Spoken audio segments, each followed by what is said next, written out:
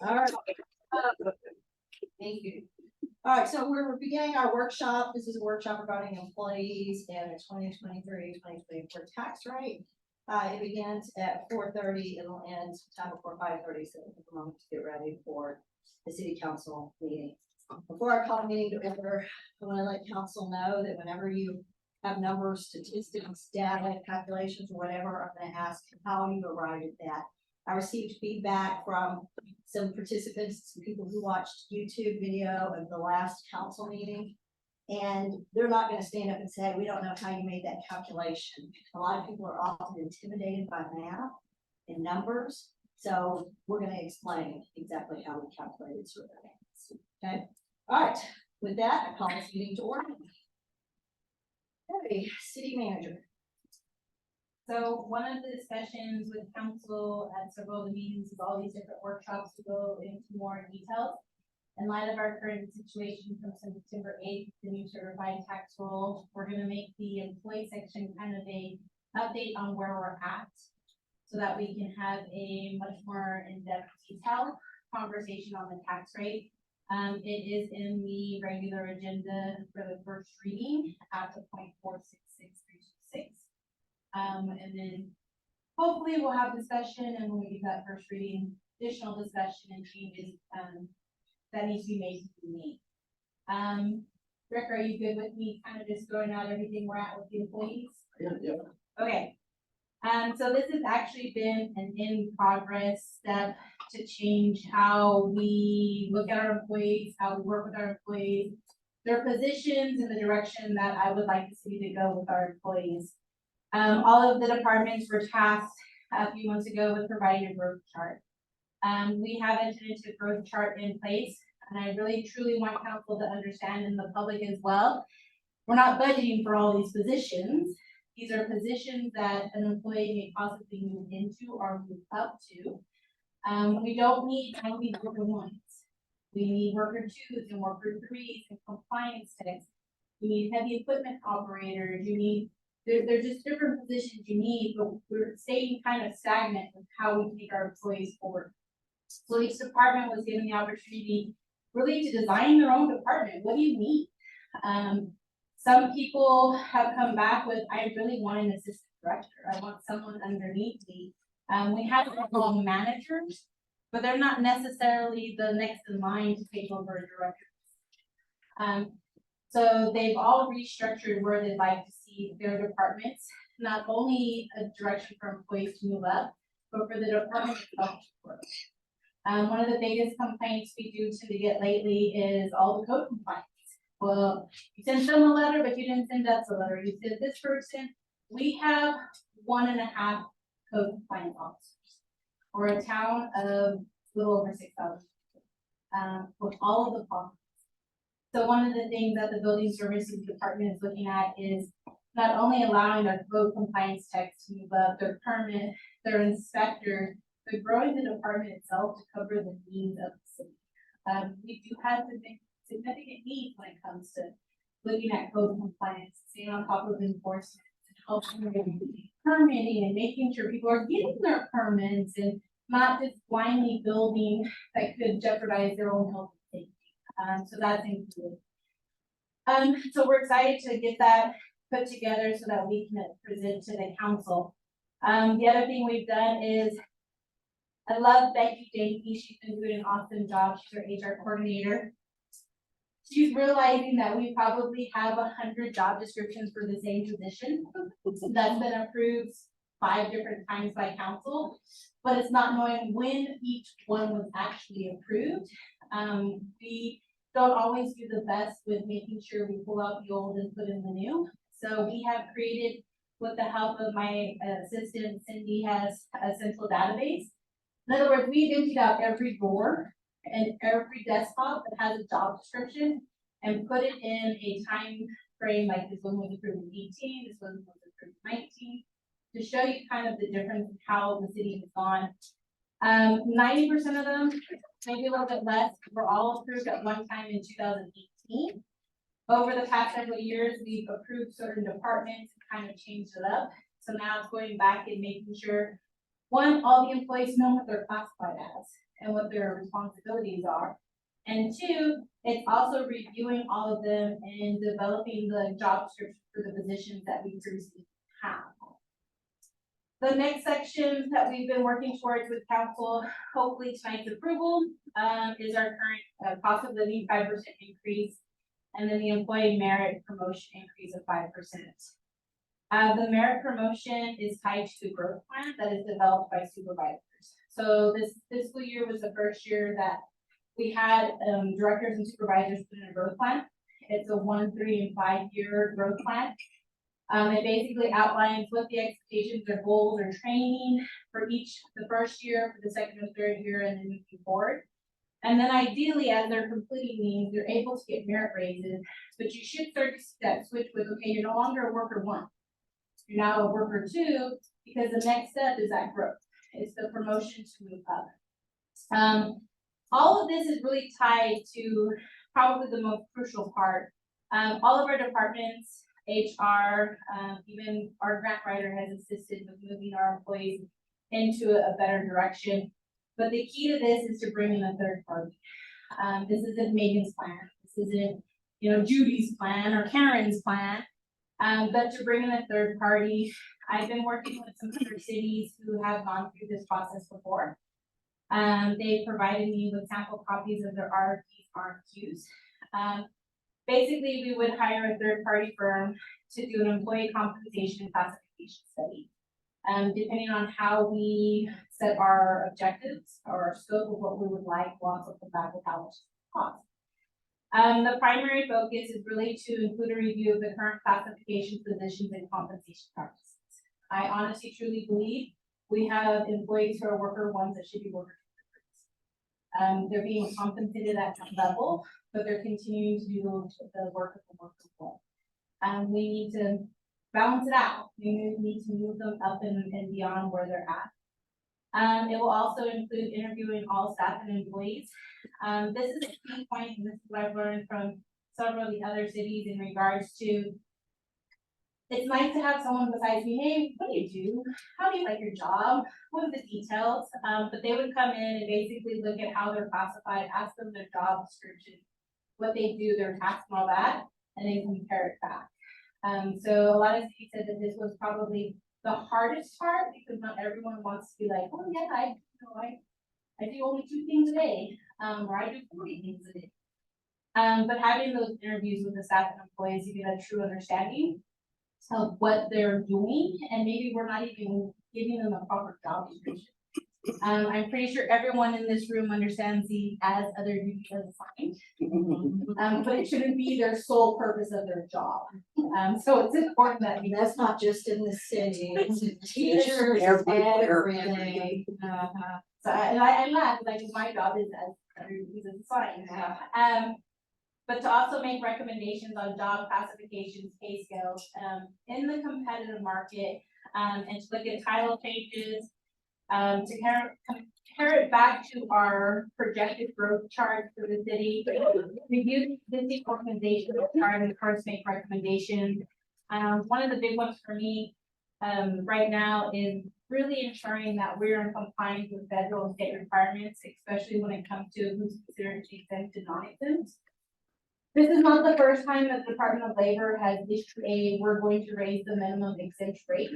This is actually the 3rd time in a very short time period that they've said, hey, we're gonna raise it, you better be in compliance. We currently aren't in compliance, but that would put some of our employees at the very bottom of being what's classified. So having them come back and look at what we truly classify our employees, there are different types of exemptions.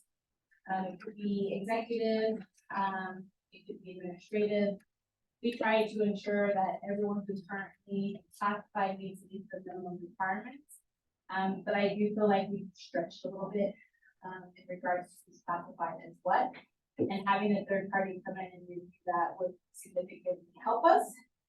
Currently, this is ideally all budgeted for this next fiscal year. Looking at other people's are a lot of them, 120. So I don't kind of a good time frame in this year. I think get the ball rolling to implement it for the next fiscal year, get everyone properly classified, all the job descriptions by council. That's it. And there are people, How many vacancies do we as soon as tomorrow, and we've had a couple employees, resign.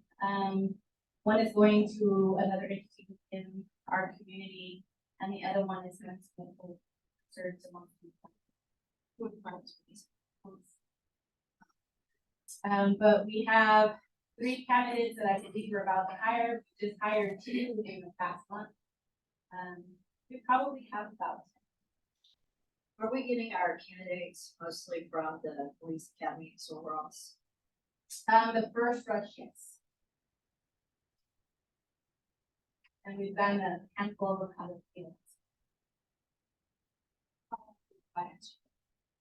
We have had multiple applications coming for the finance director as well as the facility director. They don't meet the minimum requirements. One of the things that I had mentioned before was I don't think we should settle. I think they should at least meet the minimum requirements, to even be considered. A lot of them are just out of college, they've just graduated with 0 background in government or finance. Usually director, it's been the same for every person to apply. They don't have the licenses for water. They have one, or they don't have the other, or they don't have both, or don't have it.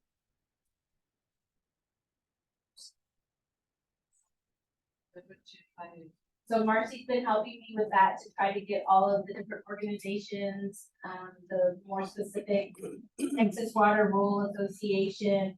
We've had some complications. I know the workforce has been working with us to get our online accessibility back so that we can get those up there. We've reached out, of course, to TML. I have not looked at, I know that like SGR and CPM and all of them that are, I guess, tech countries, would you like to call them that? They have come back, or SGR has come back, and you're looking at 30 to 40 pounds for the, to run the process to bring some. Something that each people that are further away that might be. Haven't gone in that Go direction. ahead, retire or slower pennies. I haven't gone that direction yet, but it is on our. We've been trying to grab all the things that don't cost. So thinking about utility director, for the bank, and from utility director, but also building services. We compensated for that, correct? Right. We compensated. How is he doing? He loves the challenge. I definitely am trying to get him to take a move. Told me that it has been.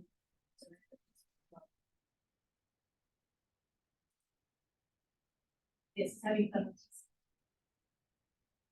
So you're still functioning as a finance director? Yes, with the help of. We have the. Positions as finance. No, because I'm not talking to you.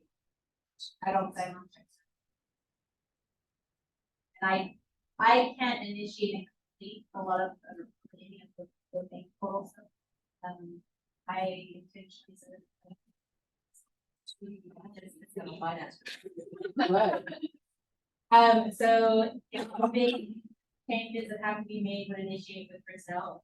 Actually, would initiate with her staff and then go to Chriselle and then come to me. So right now she has to process payroll in order for me to approve any of the big transfers that we have to do, like the money from Pueblo Nuevo. That actually would. That's been working. So far, we've tried to limit, not to go overboard with it, make sure that we're accurate with like making our deposits, so that we don't have a lot of internal transfers and things that would have to go through the process. So try to do it. But I don't sign checks. I don't have the authority to do wire transfers. Stay on top of trying to get hired. It's just been, it's just everything. Well, you know that better than anybody. Yeah. Councilmember Stokes? I'm good. Councilmember Nance? Councilmember Scott? Did we replace Rubber Young Parks guy? We have an interim, parks foreman, have an employee who's been there for 6 years, who is technically worker one. This goes back to the, we need to promote them. Right. And we're allowing him 90 days probation to see whether or not he wants to take on the position. If he would do, then we would have an open position, which I need to fulfill as a new.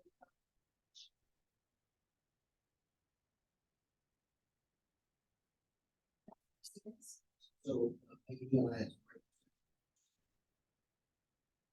schedule wise, a lot of things that how. Get a chance to put the schedule together. We do have Gantt schedules prepared. Marcy and I keep looking at them. I should keep them around. I figured in October, at one of the 2 meetings, we would present all of them. Right now, my main focus has been on the budget. Right, yeah. And in a year because I have 11 days. We're not getting the game schedule. In fact, where are things, how's it? Some of the key parts of the Gantt chart are when we actually issue an RFP or an RFQ, and those are requests for proposals and requests for qualifications. Explain what a Gantt chart is too. So Gantt chart outlines, basically it's a bar graph that outlines the start and end of a various goal or objective that you want to meet. And then you fill it in. Say if you have it from January to March and you had issues in February, you can actually update February to like a different color to show the good issues. And you can go into a lot of detail. Right now, we're mostly utilizing Excel, so you don't think of the additional functions of the Gantt chart. So depending on when we issue things, it's really when things will start to give us an idea. Our request for proposals and qualifications do have minimum requirements to the state of how long we have to post it, where we have to post it. So just the initial part of starting a project could be tied up in just following state requirements to be able, to procure. And then of course, whatever we have in our RFP, RFQ would outline the additional time frame for that project. So we've been working, currently I'm the only one who has the ability to issue either of those. It's really the knowledge to put them together. Marcy and Cindy and everyone's willing to help. It's just giving them samples of, okay, this is the direction, this is what we're looking for, this is what is put into it. To make sure we cover all of those requirements. We meet the minimum. The state has implemented several new items, including making sure they're historically utilized businesses. There is a bigger section on conflict of interest, and then there is a section, and I never want to say which countries because I can never remember which ones are on the banned and do not use list, but including stuff like that. So it's making sure we ensure we get every aspect of what the state requires. Council, any other questions or Yeah. comments or thoughts on this? And for me, the Gantt chart, pretty is nice. It's really, put your mouse, this here and this here. We actually have those done. I just, Right. But isn't it ever shifting? it is, but ideally you like to lock it in and then you have your issues and you go through it with your issues. With me, it's like I keep shipping the start. Right, since this is a workshop, are there any other comments from? Usually with a Gantt chart or any kind of progress, you have people that are assigned to specific duties. Do you have a contingency plan if there's turnover, loss of staff, that are handling those things? I mean, it's like the worst case scenario. So we don't have them to specific individuals, but specific departments. Because we're focused on like employees, water infrastructure, wastewater infrastructure. It's more on the departmental. That way it doesn't matter who's in the role, whether it's interim or not, there's the department.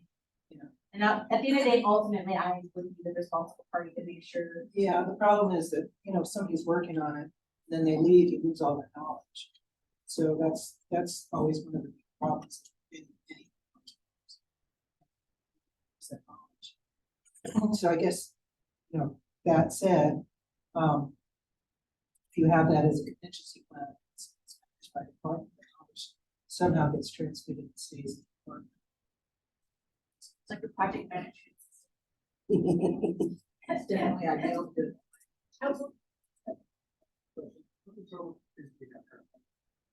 Budget, we have It's total. eight items. Budget, 90. Yes, ma'am. How do you have half employees? Because They're they're part-time. Oh, okay. Economic You have one, who's half business? We have some of in mind. I've actually had 3 vendors reach out to me already, that they've heard through the grapevine, when we talked about it at TML in Odessa. That's good. It's been kind of interesting, it's like, well, how did you hear? So yes, there are parties in We're looking at 40,000. 40 to 50. So currently the scope's pretty long, but it doesn't mean that we can't narrow it down. I figured it'll be the goal. So put it all out there. One final question. What was the last pay raise by, Forstack base? So from whatever they were to the 50 now? So the starting rate, was changed in 2018 from $10 an hour to 13.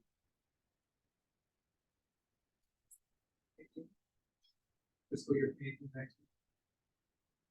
Yes. Was that only base for everybody? So that was, everyone starting at below was moved to 1350, but there wasn't the compression for everyone. HCC. It's some place where. That's it. Well, avoid that. Yes, and that was one of the things that I was working on, where I went down that rabbit hole of not being able to fit people into bubbles, like the worker one really is making a worker free pay. Right. It throws it on. Which is to be expected, but to have a company who does this for a living, come in and say, okay, reclassify, job description, and then be able to provide that compression. I think be cleaner.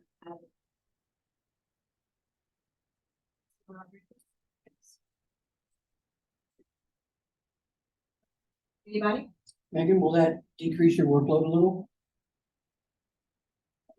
That much? To me, it will feel like a great accomplishment for your biggest assets. Good. We've got to really look at our employees. It's no secret, I've worked for the city a couple of times and I was well paid each time, considering other jobs within the city. I will say, since I started, that's a big problem. It always has been. I've done too. That's a good. It's Yeah. fine. And this is just the first start to going into compensation packages and benefits after retirement. Really building an atmosphere and culture for people. We're not competing, we are. Yeah, people are lining up trying to be. And you've got a unified workforce. Good. Okay, anything else before we switch? Okay, who wants to lead us? Megan, you want to start with the tax rate? I'd like to just, I know it's become very confusing to the public, especially if you pay any attention to the public notices and the postings and the newspaper and everything. So in July of this year, the city received the certified values, with 217 accounts under protest, totaling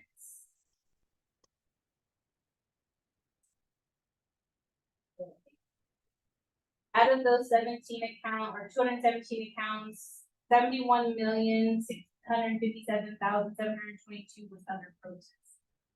So when we did the truth in taxation, which outlines what our diminished tax rate, our no new revenue tax rate, and our voter approval tax rate are, we had to include a portion of that to our base appraised value.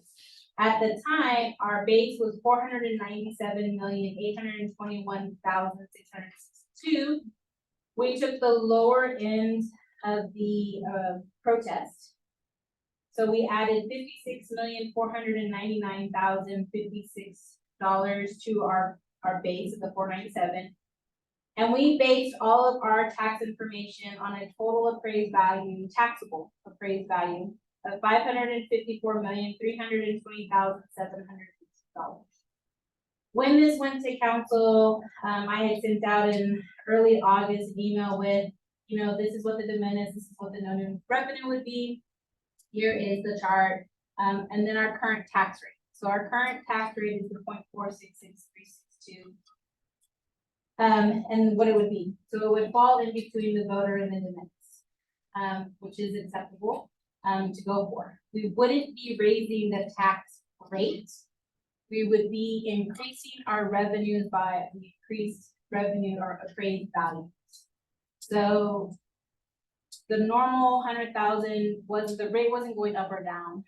It was just the value of your home went up and down, and that's what we were budgeting the extra revenue against.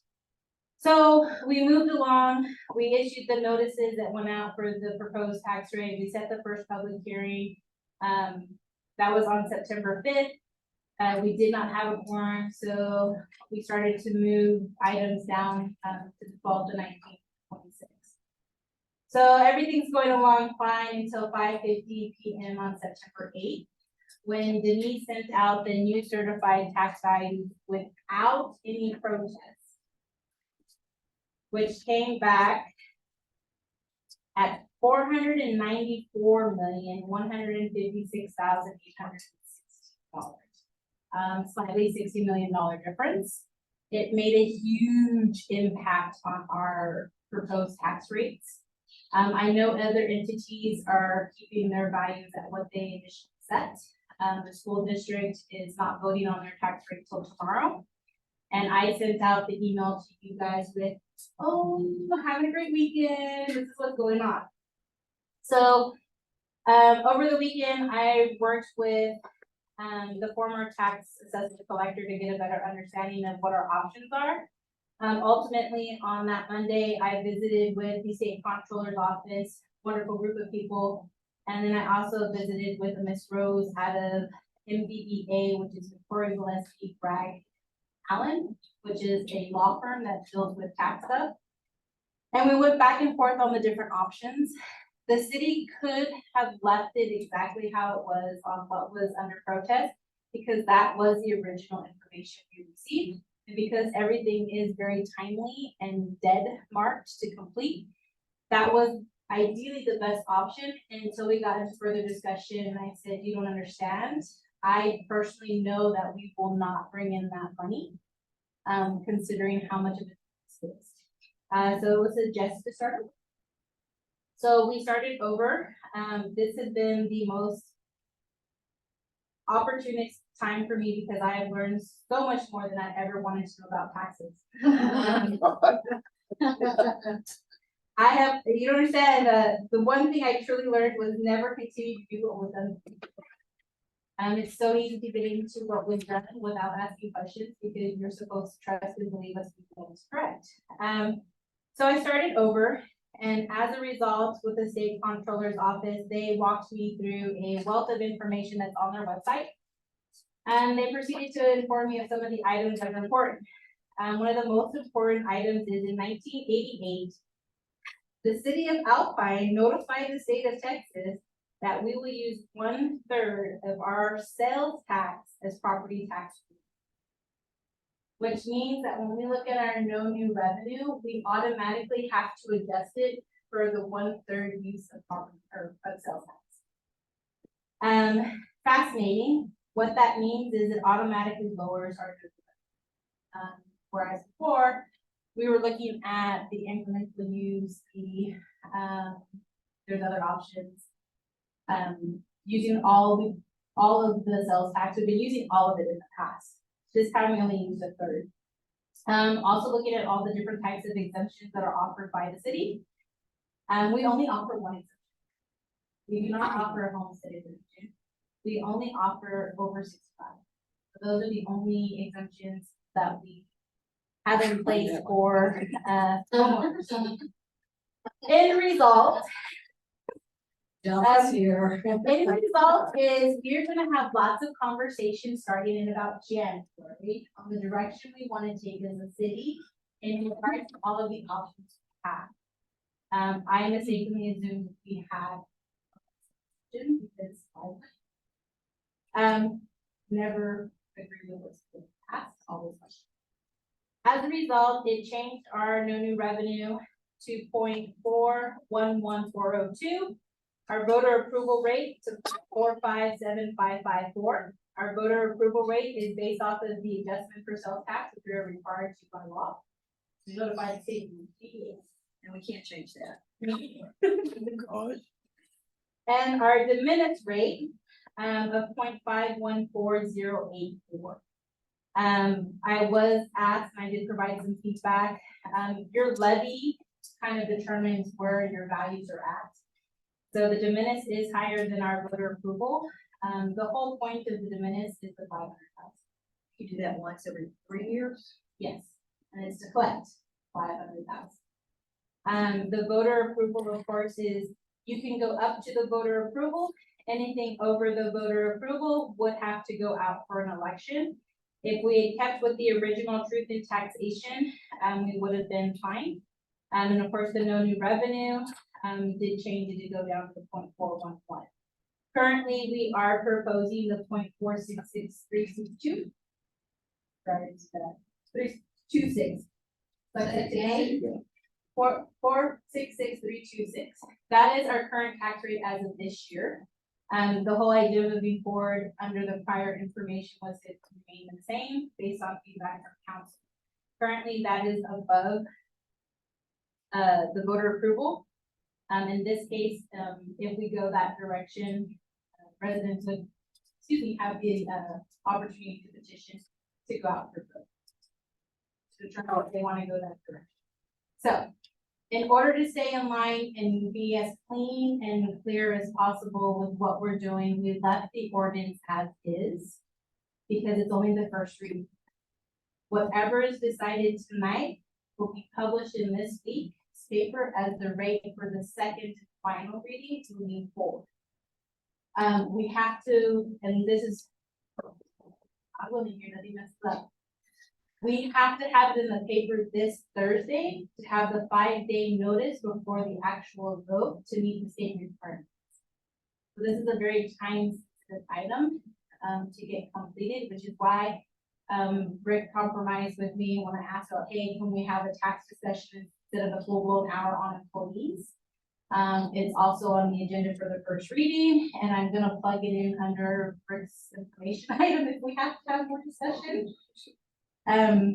Only because to meet all of the significant timelines to vote on the 26th, we need to be as clear as possible the direction that is. The avalanche. Tuesday is the deadline. No. Will they extend for us? I already asked them. Good. I didn't cry. I was polite. Yeah. I They'll had to, extend till tomorrow. yeah, so they go to print at 11. We had the same issue last week with trying to come up with something to at least get in the paper. But because I hadn't gotten the truth in taxation completely locked in, where both Sylvia and I were comfortable, Sylvia is the tax assessor collector. We're comfortable on the information. I knew I was gonna miss the deadline. So we did the, I call it the generic, where we just are required to close the page, we're having a public hearing. Our ordinances require the first and second reading. The state only requires one public hearing.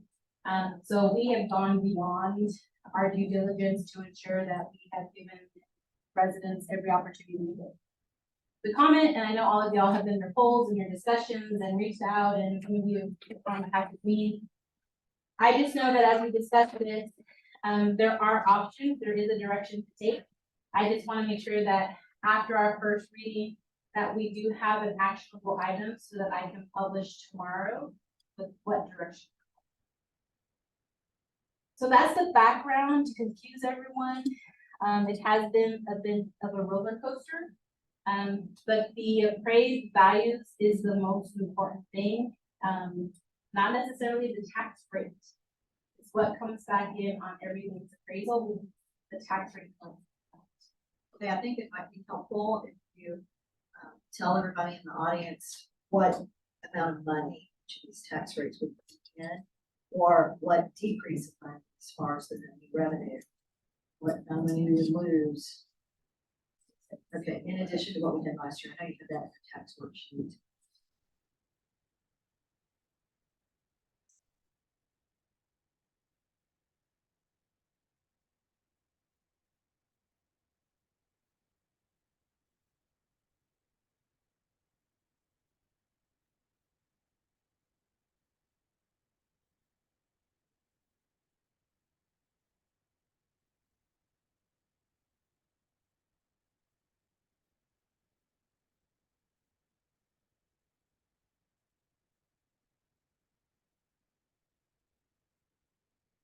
$20 goodies over there.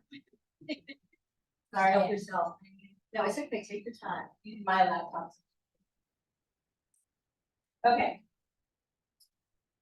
So if we went with no new revenue, we would lose. so, well, let me start from the very beginning, so you guys get an idea of the difference. So the appraised taxable values for this past year, which we call 2022, or for 22-23 fiscal, was 437,117,603. The current appraised values for this 2023 or 23-24 fiscal year is the 494,156,860. Out of that, 2,903,106 is new property. So those are new homes, new commercials, that have been built in the city in the past year. And the reason why it's important to understand that is we went from assuming the 437 to the 554, and you can see where we would have had that huge increase in revenues based on that huge increase in appraised values, not changing taxes. So if we go with the no new revenue, we would bring in 2,034,379. These are all estimates. I mean, mathematically, they're exact. Are you kidding? Mathematically, they're exact, but we know we don't collect 100%. Which would be a loss of $4,013 from current year to this upcoming fiscal year. What's the no new revenue? The rate, Yeah, the 2,300,000. 2,034,379.37. Awesome.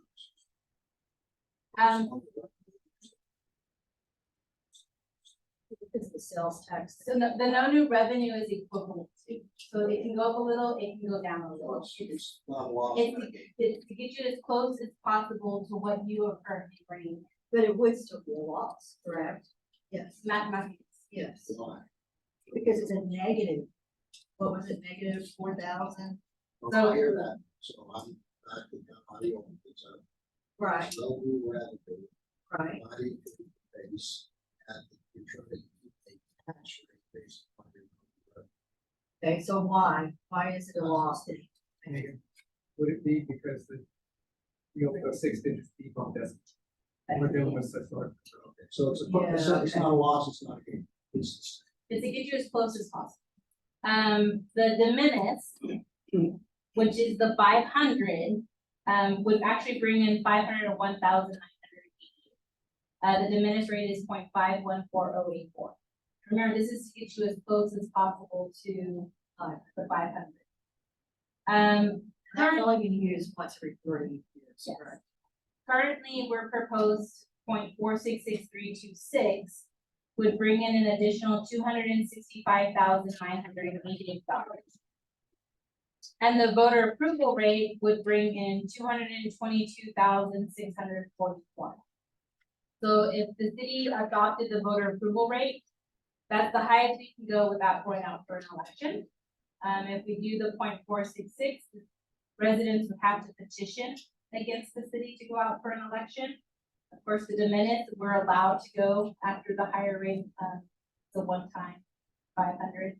And then no new revenue, there's no equivalent change, there's really no advertising. There's two parts to the tax rate that the public needs to understand as well. We have what is our M&O, which is your maintenance and operating. This is what's covering your day-to-day operations of the general fund. And then you have your INS. And this is our interest in sinking, which is covering our debt payments that apply only to the general fund. It does not cover all of our debt because a portion of our debt is tied to one other fund, and that is our enterprise fund. And their revenue is actually what pays their part of debt. We have what are called revenue bonds. And so based off of that, they cover their part of the debt, it's either 40% or 60% with their revenue income. The INS rate does not change. So the INS rate is set at 0.031178. That is set at to collect what we would need to collect to be able to pay our debt payments for this upcoming fiscal year.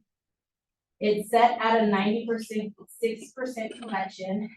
So our debt payments are $147,909. We're looking at bringing in $154,068 because we know we don't collect taxes at 100%. We always budget slightly different for the INS to ensure that we bring in everything possible to cover the debt payment. That's important. Definitely want to get those paid on time. The city has done a great job in the past 10 years. Don't want to mess it up. The part that fluctuates between all of the different items is the M&O rate. So your M&O rate is different for your no-new, your de minimis, whatever we choose, and your voter approval rate. That one does go to 0.380509 M&O with the no-new revenue rate. The de minimis would be 0.482906, and the voter approval would be 0.426376. So your fluctuation actually comes into your income. And that's really the discussion you have to have with your funding, the general fund, the property taxes. I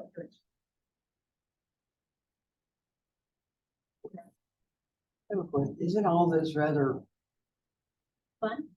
no, confusing since we won't be knowing what tax we'll pay till next month?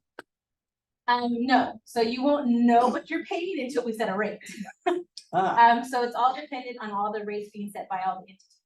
The city of Alpine is not the only entity that sets a tax rate.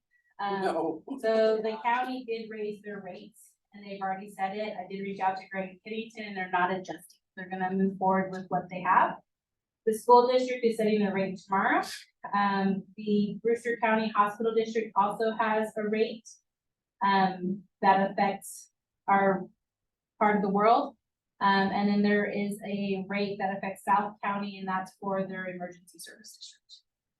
So we do have multiple taxing entities in the city that all are. Where does South County start? Because Where's Christmas Mountain? I have property in front of Nine Points Mesa, and I have an Alpine address.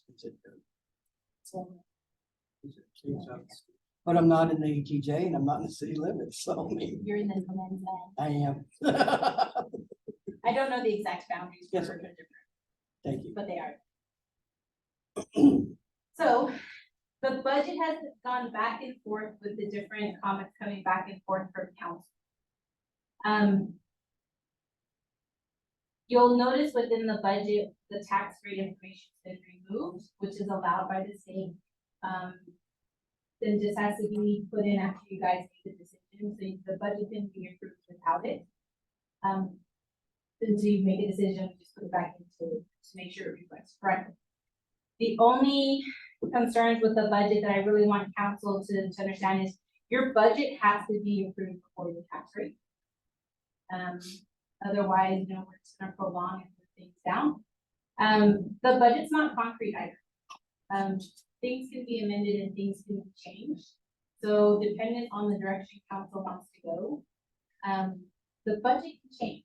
It can be approved under one and halfway through the year, 2 months in the year, October 3rd, the very first council meeting.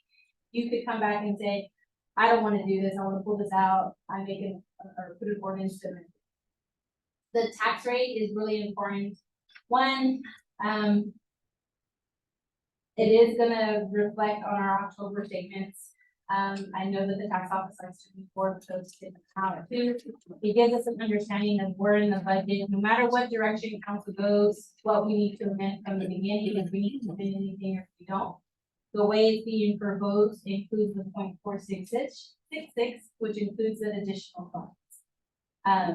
Doesn't mean that we have to go that direction, but I just want council to know that it's okay to approve and not approve. I just want to make sure we try to meet all of the necessary steps. Councilmember Stokes? I wrote down. I think the best thing before council starts off with is someone volunteered to throw out a rate. Well, let's hold on. Okay, so Councilmember Stokes? Maybe that's not to talk about, God. I do get, yes, okay, thanks. I don't want to have. Do everything plan.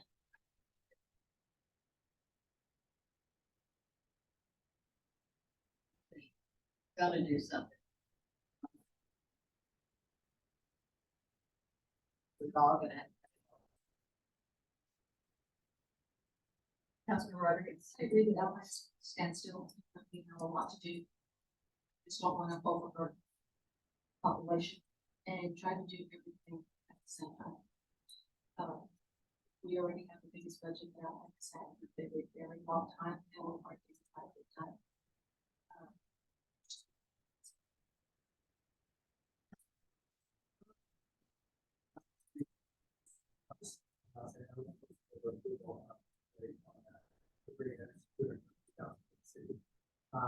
Because, yeah, I think it's, we break that down, that needs to be average taxpayer, is gonna be paying taxes, that is one thing.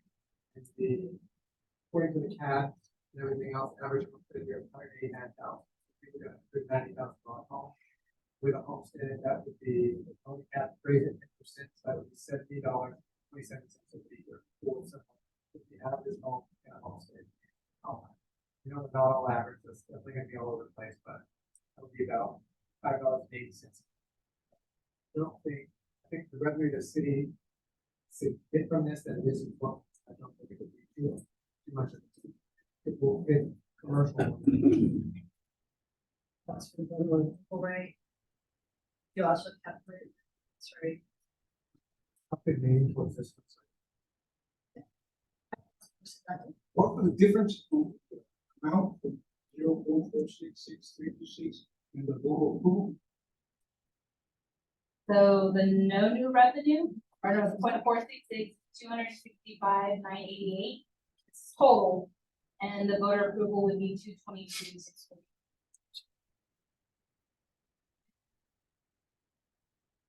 Students?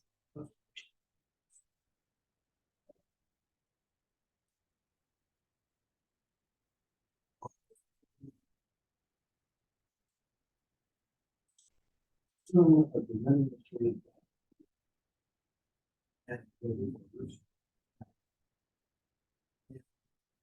we're looking at.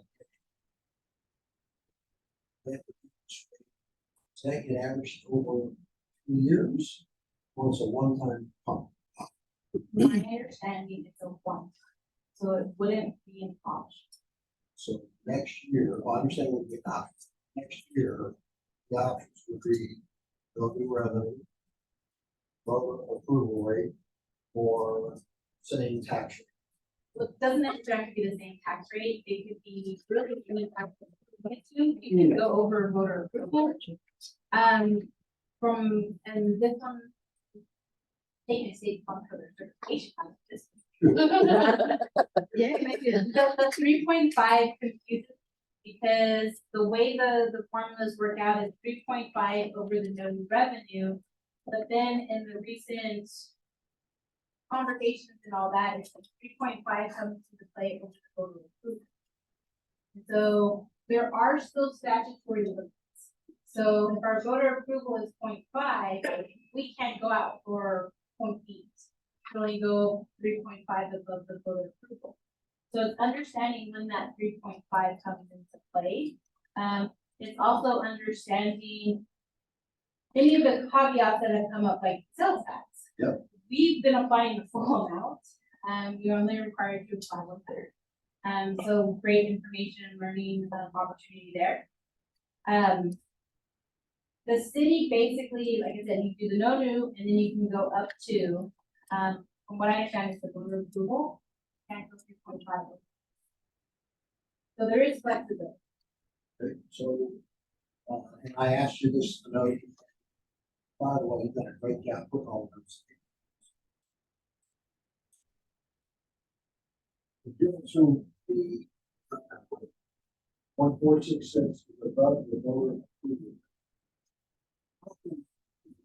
If you can conclude that you have that, but the other is only plus.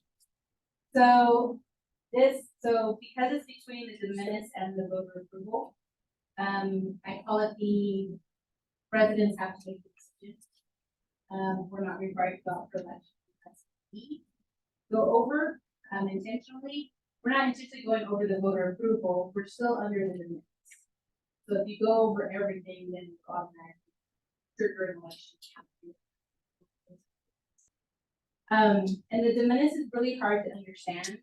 And I always get it backwards, the higher the levy, the lower the voter. The lower the levy, the higher the. So we're in the in-between.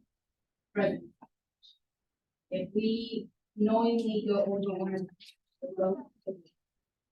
So if we are Am I getting paying that voter approval rate, no requirement to go out. Correct.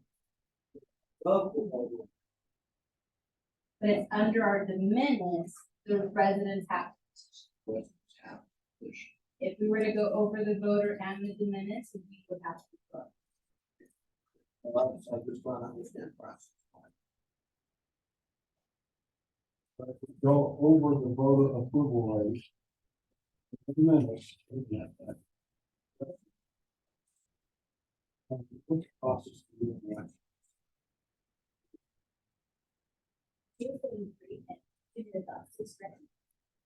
Okay, Excellent. Don't know if that will happen this go around. Yeah,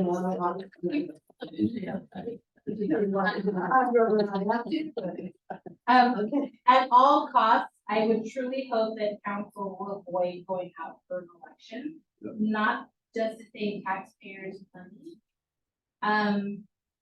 I think that it's a compromise in what the budgets we have and fulfilling some of the additional revenue. It is very time sensitive, but it wouldn't only put a tax on the city as far as the election itself. It would also put a tax on the residents, because you do have to go through the whole election process. You still have to pay your tax bills that go in October, and then the tax office is also going to have to go back and forth with, okay, who do we have to refund, who do we issue penalties? It also does affect all of these. When you go to pay your taxes, I don't know anyone who walks in saying, I'm just gonna pay the school district. I'm not gonna pay anyone else today, but just the school district. That works. So there's a lot more to it, and it would have to be a full-blown conversation with. I think today's decision really is not. There's 5 minutes to take a restroom break before we start city council meeting. So we'll start our workshop.